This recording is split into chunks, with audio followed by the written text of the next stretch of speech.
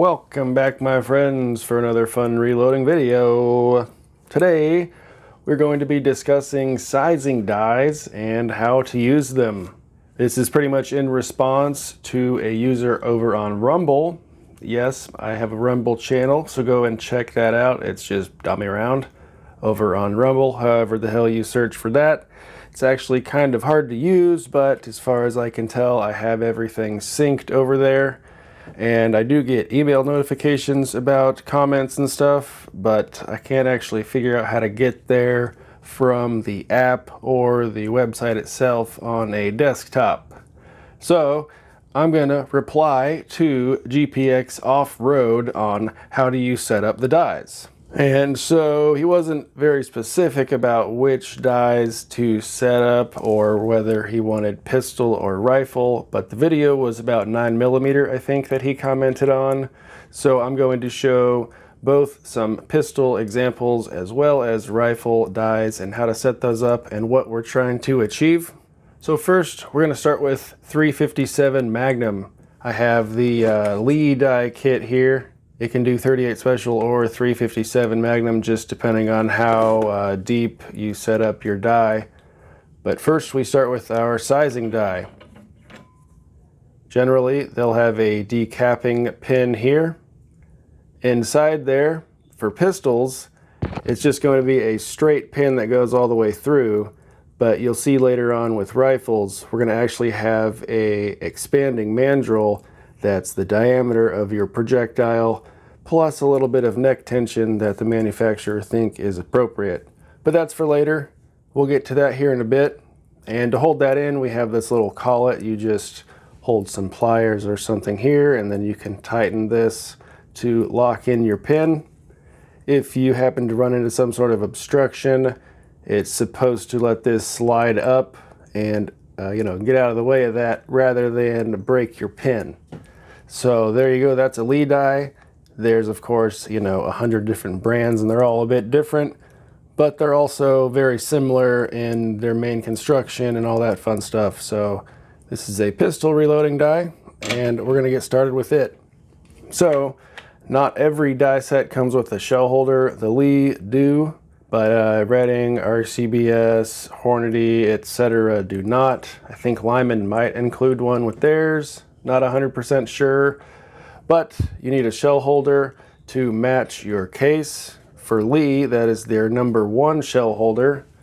We slide this in here, and that's actually holding our shell into our ram. That allows us to move it up and down. But before we size this, I want to show you why we're sizing it in the first place. So the case I actually grabbed was a 38 special. Here's a couple examples of a 357 Magnum. They'll both serve the same purpose here, but here's our gun, completely unloaded, you can see. And while it will probably fall into our cylinder here, we can feel that it's tight and there's resistance. And I think I have one here that's actually almost refuses to go in. Here's this 38 special. Yeah, it's way tighter. And let's try another one. Yeah, this one was probably a pretty hot load. And as we can see, we need to resize this so it'll chamber in our guns again. And it's not just one of those cylinders, it's all of them here. So we're going to size these, and I'll show you how easily they will fit back in our gun after that. And yeah, here we have a couple dummy rounds we made. All of these have been properly sized, and we can see that they fall in and out much more fluidly, and we call that the plunking test, where you would use your chamber, your cylinder, or your barrel there. So yeah, they plunk in and out nice and smoothly. That's a good indicator that everything is sized and set up properly. So yeah, an example real quick for the 9mm, all you need to do is take your barrel that you're going to be using, and we'll see here, this is Mr. Brassy. If you remember from long ago, this is Mr. Brassy here, and he's actually got what you would call the Glock Bulge, or that's what it was coined as, but apparently any gun can do it that has an unsupported chamber. And what that means is when it's fired, or rather in its construction, this ramp or part of the chamber has been taken away for whatever reason to maybe help aid with feeding if you're doing competition or something. But that'll leave the chamber unsupported, and when it fires, it'll fill out that empty space before it extracts and all that other stuff. So you end up with stuff like this nice little bulge. So yeah, for these, you need some sort of bulge buster or a roll sizing kit, which gets quite expensive, or so I've heard. And what that does is it sends it through a machine where they actually get rolled around through an increasingly smaller, just a track that goes smaller and smaller, and it rolls it around, and it'll size that body out to the proper specifications. I know I sound like an idiot, but go check it out. Pretty cool how those work. However, 9mm brass is so ubiquitous, pretty much free. Not a lot of people have to worry about that stuff. Anyways, that was a long explanation of why we need to be sizing our pistol cartridges, at least for now. We'll get into rifle stuff later on. But now we're going to finally set up our die and why that was important. So, shell holder goes in there. That'll hold that nice and steady. We're going to run the ram up to the top position and run the body of the die down. And every manufacturer has a little bit different bit of details they like to give you. So here we can see the die is hitting the shell holder. I can't lower the body any further. So let's check out what Lee has to say about that for this set of dies. Okay, so here's the instructions. First, of course, search through your cases for defective ones with splits and blown out primer pockets and such. And on to setting up your full-length sizer. Screw in your full-length sizer until it touches the shell holder. That's where we're at right now. It says, then lower the ram and screw the die in 1/4 to 1/3 turn more. Raise the ram and tighten the lock ring finger tight. Okay, that's our first step. So here we have the ram in the up position, the die touching the shell holder, just like it said.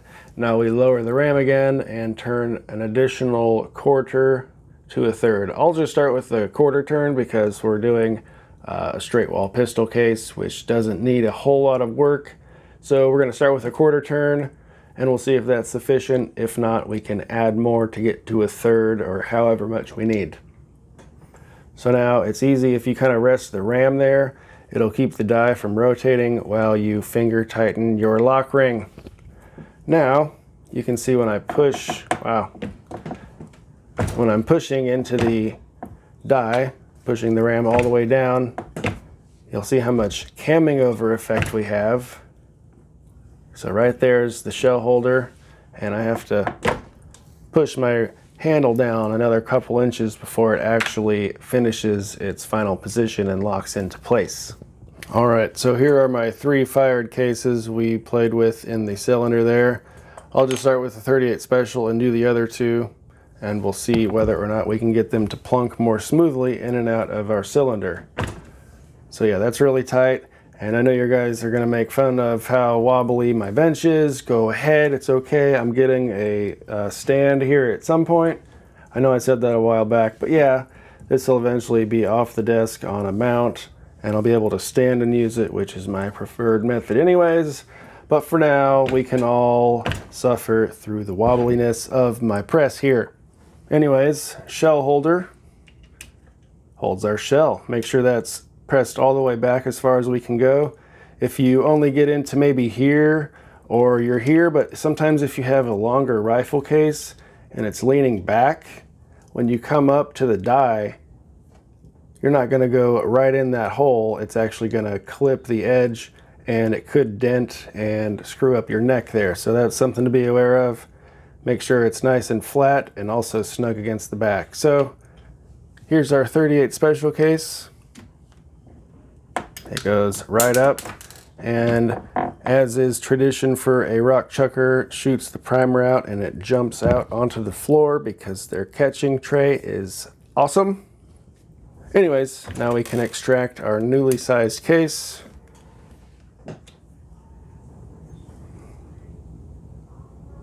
And we can see actually where it sized this body down. and that's kind of where it stopped. So sometimes if you see some marks here around the base of your case, that's just where your die has sized it so far. So let's go ahead and try this here in our cylinder and see what kind of results we get. Here we are. And will it fall in? Very nice. Awesome. So now we just tried that plunk test again I mentioned. It falls in freely. Super cool. This one is sufficiently sized and ready to go. So let's try our 2 other cases and we'll test those as well. Also notice for these straight wall pistol cases, we're not using any lubricant. And why we're not using any lubricant, this is a carbide set here. The bottom of the die has a ring out of carbide. It's nice and essentially self-lubricated because the brass is able to slide right around it. No lubricants needed. We will get into lubes here for the rifle cases in a bit, but for now, no lubricant needed for our 38s, 357s. You won't need any for your common stuff like 40 Smith & Wesson, 45 ACP, 9mm, none of that. Perhaps if you get into, say, like a 357 SIG or something with a very slight bottleneck, you might have to lube. I'm not super familiar with that, but the time I have loaded 357 SIG, I don't think I lubed them. Or maybe I did, but it wasn't necessary. Anyways, no lube today. So here's our first 357 Magnum case, pushed flush into the shell holder, and we run it up all the way down until we get the cam over action. There we go.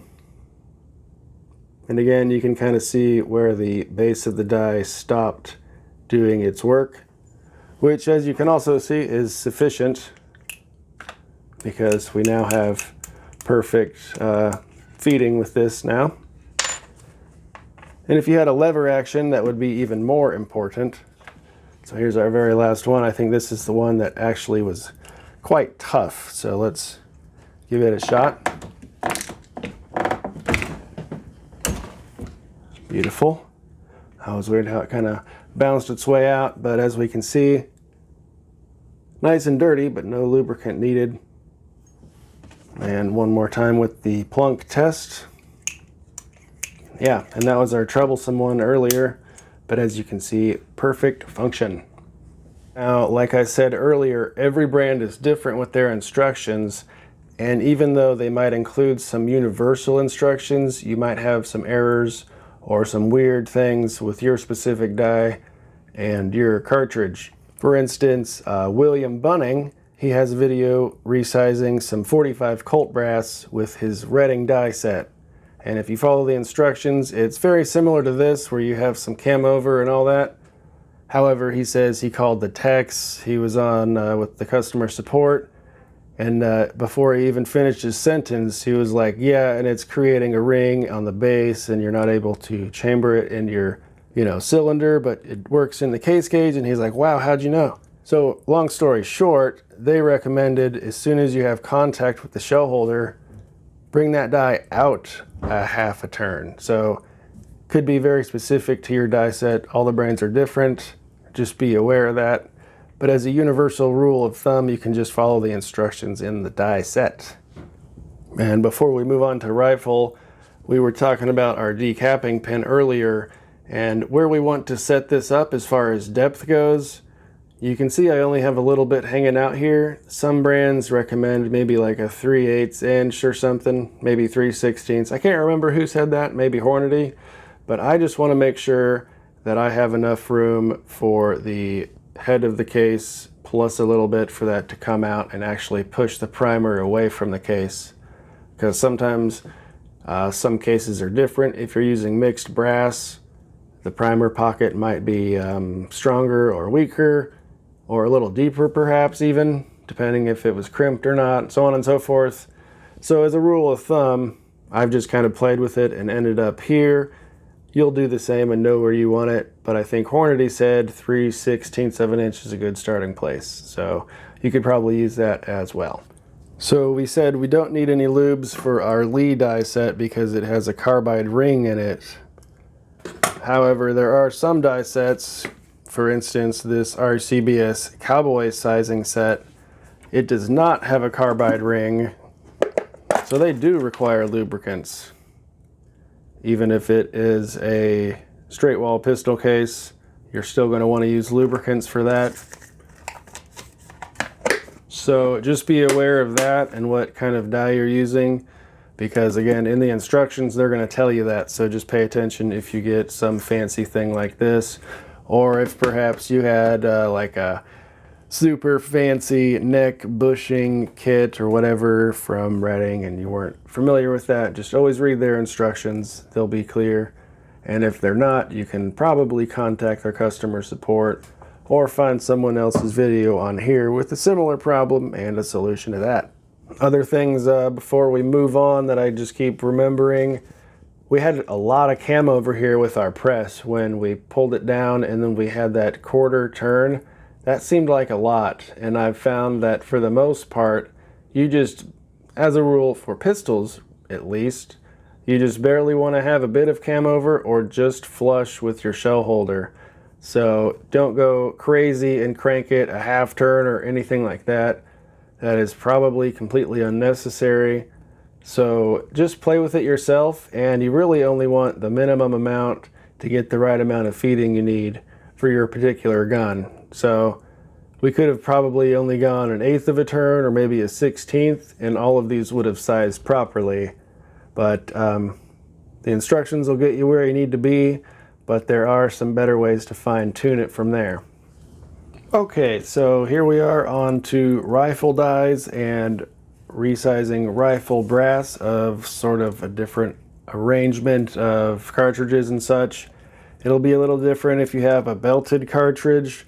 I've heard times of 300 Win Mag or pretty much any of those belted cases, you have to get a special base sizing die to kind of play with that. But that's out of the scope of today's video. We're going to talk about simple full length sizing or maybe even some neck sizing. So let's get into that. Okay, so for rifle resizing, 95% of the time, a standard full length resizing die set is going to get you where you need to go. It's usually a 2 or 3 die set for most bottlenecked rifle cartridges. So for instance, your 300 Blackout, you're going to have a sizing die and you're going to have a seating die with a built-in crimp more often than not. Sometimes if you get a Lee die set, they give you a sizing die, the seating die. Sometimes they'll have a separate factory crimp die. And if it's a straight wall cartridge like 350 Legend here, they also give you an expanding die because you need to open up the case mouth just like you would on a standard pistol straight wall case.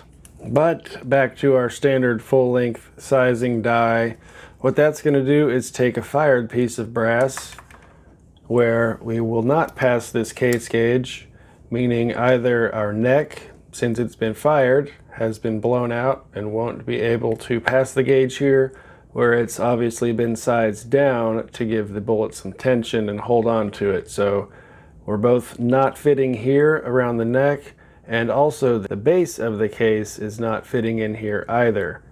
So what happens in a full length sizing die is it comes around, it squeezes all of this back in to spec to fit into our gauge or the chamber, as well as squeezes our neck back in, and then on the way out or down, our expanding mandrel on our full length sizing die is going to open that enough to give it a couple thousandths of tension to hold our bullet in place there. So here's a fired piece. Obviously we saw it doesn't fit. Here's one that has been full length resized. It falls right in and it falls right out. And another thing we can see here with our case gauge, it's going to measure the headspace for us, and we don't want to be under this line here going this way, and we don't want to be over these sides going this way. So you can feel it this way if it's not over that. Very good. And then if you feel it this way, it's not under that, then you're good. So you're between these two tolerances, and that means your cartridge is safe for reloading. Now, a good way to screw this up is to cam over way too much on your die. And what that's going to do is push your shoulder back further than you need to, so you would have way too much extra space in your chamber, which could cause either your case to expand too rapidly this way and either rip off from the case head that's being held firmly by your bolt, or you could blow out your primer pocket. Your case could be stuck to the bolt, it could blow off the bolt, anything crappy like that could happen. So headspace is important, but we can get into that in a later video. All you want to do is make sure that it fits in your gauges. And although you can check this in your chamber, it's highly recommended for rifle reloading to have a gauge for each cartridge. And while it could be important for pistols as well, you saw I was able to use my barrels and cylinders from the actual guns I'll be firing that ammo in, so as long as it passes those, we'll be good to go. But if I went to the range with a bunch of buddies and we're shooting 300 Blackout, I want to know that my ammo is going to feed any standard semi-spec chamber that my friends might have. You know, same with 223, if you have a bucket of that, you're going to want to make sure it's going to feed in everybody's gun if you're into that sort of thing. Speaking of that and feeding in semi-autos, occasionally you'll have a die set that is unable to fully size the base of the case to allow for smooth chambering and feeding in semi-automatic platforms. So we can set some of these aside real quick. I'll give you a nice for instance here. So here's 350 Legend. I started out with the Lee die set. Highly recommend against it. It's just not good at all. All the 3 dies that come with it are a thumbs down. I'm pretty certain it's not user error. These are just not properly made to spec. And I even returned this one to Midway and got a replacement. Same thing.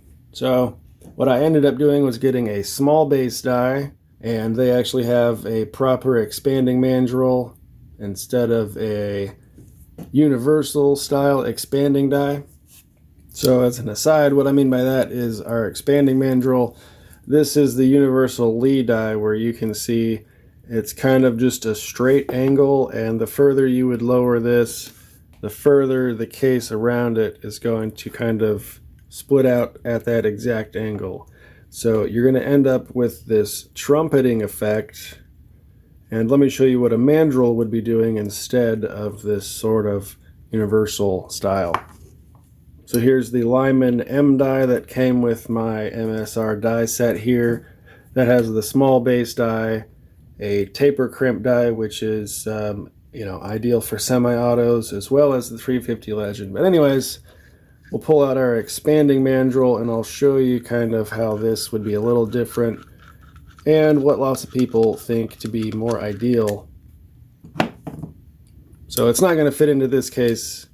Okay, so it's going to fit into this case because it's already been fired, but as you can see, this design is a very specific diameter. So what that's going to do is only expand this enough to allow you to hold that bullet without blowing out the very top of the neck and overworking your brass, and also just kind of giving you this big pocket it can flop around in.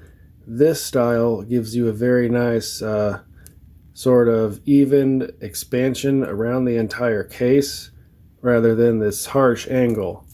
So mandrel expanding on your necks, highly recommended if that's what you're looking for. So long story short, the Lee dies leave something to be desired, so there are other options out there. Back on to sizing. So we can see this one's been fired. This neck is going to not pass the gauge here. It's going to actually not even make it here where the headspace is being measured because the base here has been blown out. So the issue with that is, again, not chambering smoothly, and it could pretty much not even fit in your gun. I'll give you an example of that. This one here, I originally sized with a Lee sizing die. It does not properly size the base here. So we'll see it doesn't pass this. Our base didn't get sized, but we did get the rest of the body. And as we can see here, I have another one set to the exact same overall length, and this one was properly sized.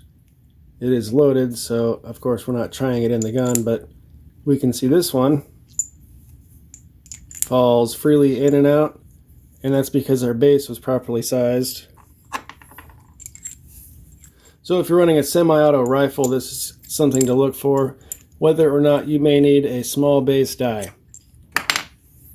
But if you have a bolt action, obviously you're not going to need this. Lots of people only neck size, and they don't even full length size, but every couple of times. So that's also something you could look into. I have another example here, 300 Blackout. Notice I have a Hornady die set. I also have the Lee 300 Blackout die set over here somewhere, and those have been highly recommended for not forming 300 Blackout. What happens is it's not the tightest specs, right? So different head stamps spring back differently once you've cut them and you're forming them for the first time, especially if you're not annealing, which I am not. Again, another discussion for another day. Anyways, we'll see this one is way above our maximum headspace. So this means our bolt would not be fully in battery. This is going to be holding that open. So that could be horrible when it goes off. And obviously, if it even would fit in the chamber, you're going to be having feeding issues. And that's just dangerous and nasty all around. But yeah, these are some of my first issues I had with head spacing and that sort of stuff. I made these dummy rounds that wouldn't chamber in my gun. I made a video way back when I first started. And of course everyone's like, yeah, get a case gauge and make sure your cases are being sized properly. And because I'm stubborn and stupid, I was like, but I've already made like 1,000 and they all did good like. But as we can see, we switched to the Hornady die, and this is just one example, but I sized them all with the same die setting, and they're exactly where we want to be in spec. So, while it sounds like I'm just bashing Lee, be careful, and you kind of get what you pay for sometimes. Now, aside from those two instances, maybe a few others, but those two instances as far as dies go, Lee's been pretty good to me, you know what I'm saying? They'll be happy to fix anything you screw up, all that good stuff, but they are an entry-level price point for a reason. Nothing bad with that. I've got a lot of good rounds out of my Lee dies, but, you know, pairing that with the case gauge, that's going to tell you more important things about what kind of die you need. So, I know I only showed you how to use the pistol dies, but it would be the exact same with the rifle dies. It'll tell you how much cam over you need, and if you have too little or too much, you'll notice that very apparently in your gauge because it'll be below or above your headspace. So generally, very little cam over is actually needed. However, sometimes if you're converting brass for a specific thing or a wildcat, sometimes you'll need more cam over, sometimes you need to run it a second time even, just so it work hardens that into place. And sometimes it actually just has to be fire formed before it's really where it needs to be. So you can only form it so much, and actually when it comes out of the chamber, it'll pass that gauge better the second time. But of course, make sure it passes the gauge the first time. So another way, real quick before moving on, if you don't have a case gauge, you can get what's called a Comparator Kit, and you use that with your calipers. I don't have one, but we can show you what's happening. So a Comparator Kit, you could use your fired case here, and what it does is measures to a specific line on the shoulder. So it would be somewhere in here, right? And what you want to do is, once you have the measurement of the cartridge coming out of your chamber, you can bump that for a bolt action, maybe just as much as 2 to 3 thousandths, and you'll be sufficiently sized. But maybe for a semi-auto, you're going to want 4 or 5 or 6 thousandths, depending on how much you want there for different firearms, of course. But if you're just using one and you've tested it and you know what works, of course you can use less, but as a rule of thumb, it's about 2 or 3 for a bolt action and 4 or 5 for a semi-auto. Before we wrap it up, we still need to talk about lubricants and their importance in not getting your case stuck in your die. And while there are some carbide rifle die sets, you're still going to need lubricants, so we can go over that really quick.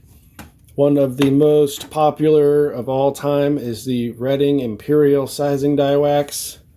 Mine's really dirty, but it takes very little and it lasts a long time, and I can't get my lid off here.